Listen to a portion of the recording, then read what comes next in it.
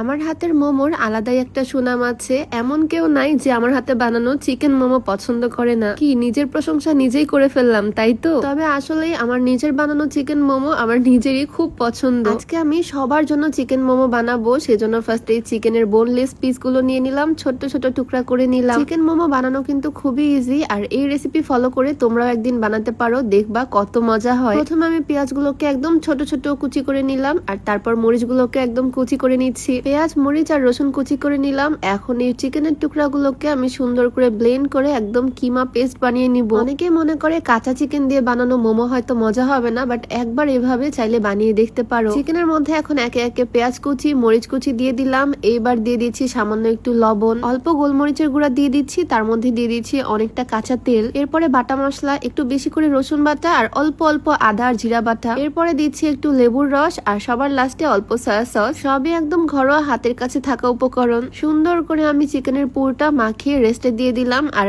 এখন আমি ময়দার ডোটা বানিয়ে নিচ্ছি। আটা ময়দা এই জিনিসটা নিয়ে আমি অনেক বেশি কনফিউজড হয়ে যাই। এটা মেনলি রুটি বানানো আটা, চালের গুঁড়া না। অল্প লবণ দিলাম আর খানিকটা তেল দিয়ে ভালো করে মাখলাম, তার মধ্যে পানি দিয়ে সুন্দর করে ডোটা বানিয়ে ফেললাম। তবে এর মধ্যে হুট করে আমাদের কিচেন চিমনিটা অনেকটা নিচে চলে আসছে। আমি তো ভয়ে পেয়ে গেছি, ভাগ্যিস আজকে কোনো অ্যাক্সিডেন্ট হয়নি। ওরা সবাই মিলে সুন্দর করে খুলে এই জিনিসটা বাহিরে রাখতেছে, কালকে মিস্ত্রি আসলে এটা আবার ঠিক করে দিবে। তো এদিকে আমি মোমো বানানোর কাজ শুরু করে দিলাম। আমার চিকেনের পুরো রেডি, ময়দাও রেডি। এখন সুন্দর করে ছোট্ট ছোট্ট করে রুটি বেলে মোমোর শেপ দিয়ে নিচ্ছি। মোমোর রুটিগুলো পাতলা হলে কিন্তু মোমো খেতে বেশি মজা হয়। মাঝখানে চিকেনের পুর দিয়ে দিচ্ছি, আর সাইড থেকে ঠিক এইভাবে কুচি কুচি দিয়ে মোমো বানিয়ে নিচ্ছি। মোমো কিন্তু আরো অনেক রকম শেপে বানানো যায়, তবে এই শেপটা দেখতে আমার কাছে সবচেয়ে কিউট লাগে। মোমো কিন্তু এক ধরনের পিঠাই বলতে গেলে, আর একা বানাতে গেলে খুবই বোরিং লাগে। আমার শাশুড়ি আম্মু, আমার ননদ, আমি সবাই মিলে মোমো গুলো বানিয়ে ফেললাম। সবাই মিলে কাজ করলে কাজও খুব তাড়াতাড়ি হয়ে যায়। এবার তো মেন ম্যাজিকের পালা। আমার এই মাল্টি কুকারের মধ্যে পানি বসিয়ে দিলাম, আর এটার উপরে যে স্টিমারটা আছে এইটার মধ্যে আমি মোমোগুলো স্টিম করে নিব।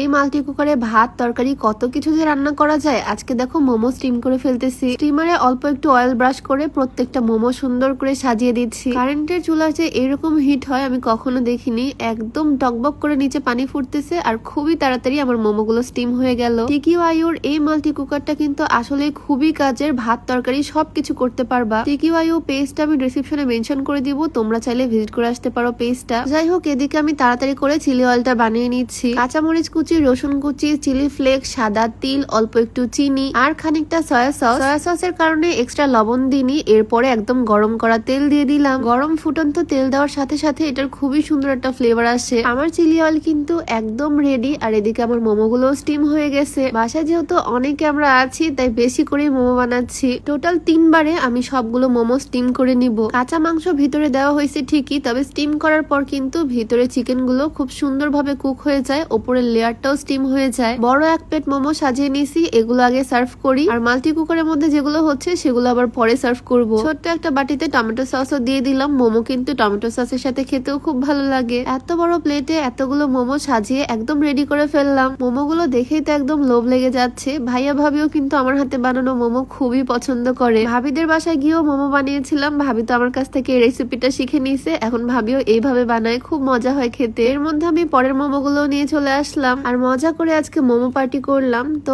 আজ এই পর্যন্তই, দেখা হবে নেক্সট ভিডিওতে। সবাইকে আল্লাহ হাফেজ, আসসালামু আলাইকুম।